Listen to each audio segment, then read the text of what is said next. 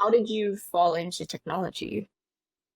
Yeah, so I've been involved with technology since I was very young. 1978 is when I got my first machine and started coding and mostly playing video games, but a little coding here and there.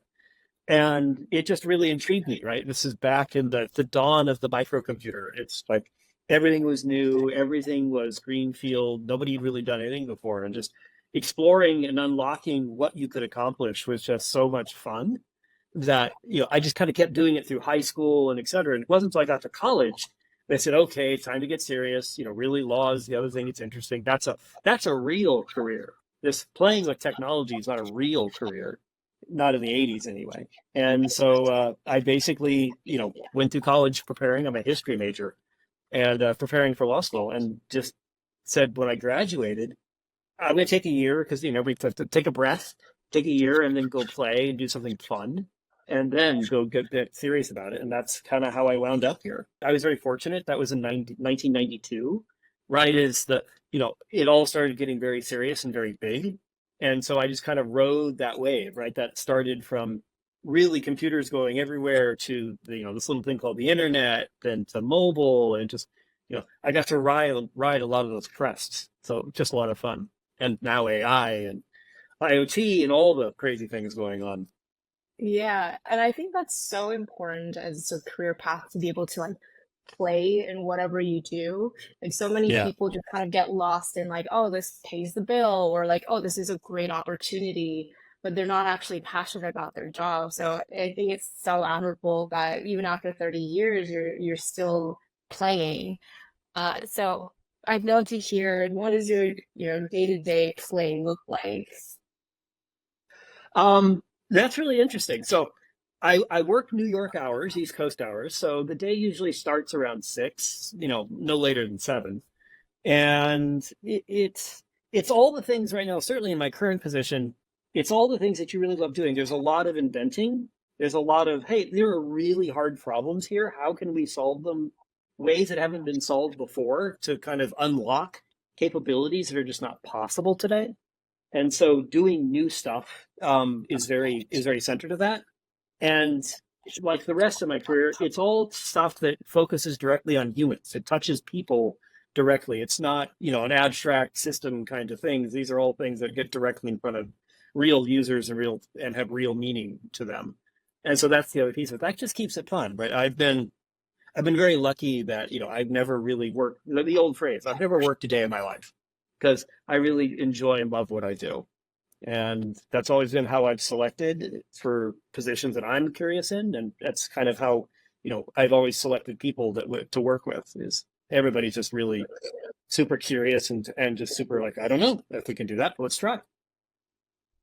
Yeah, and I can sense it in your energy too. A lot of people sometimes might have like a lower energy to them, but right off the bat, you're coming into the podcast and like, all right, cool. I like Sla's energy.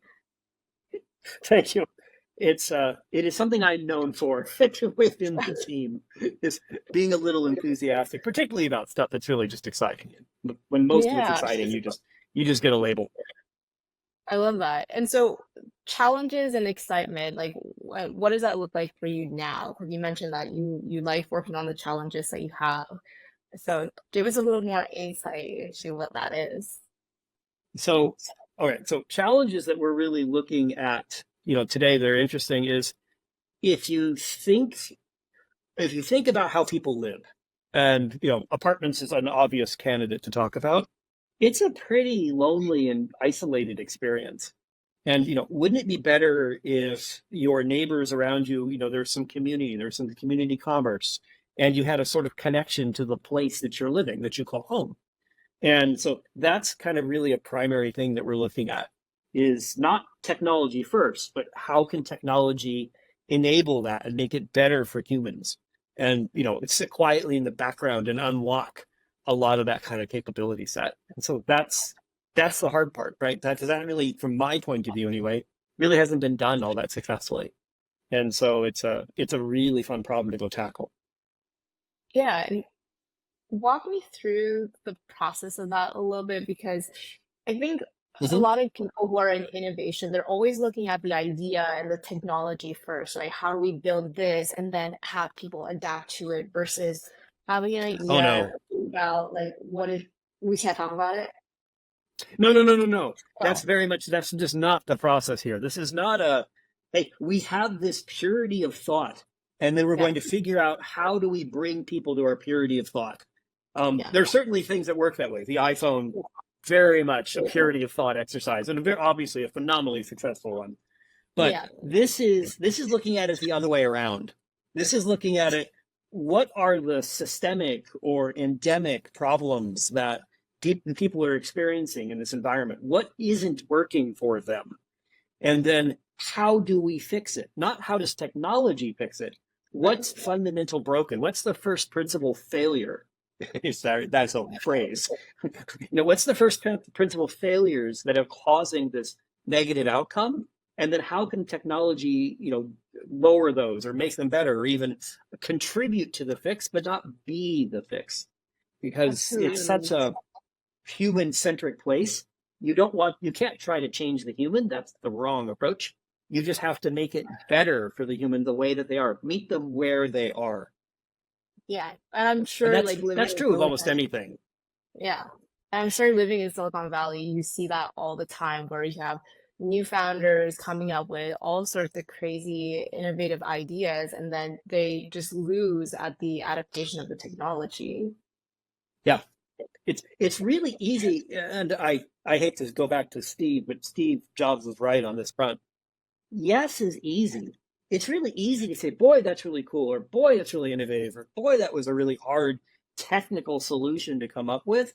But it's hard to see how that matters in the broad scheme, or how it would fit into the way people function. No is much harder. It's much harder to say, yeah, all those things, brilliant, exciting, etc.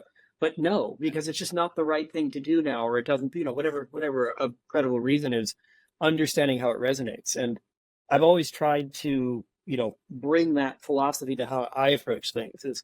It's easy to say yes. It's hard to say no, particularly say no to the right things, and keep the focus and keep driving towards that what matters versus that which is exciting, because exciting doesn't always matter.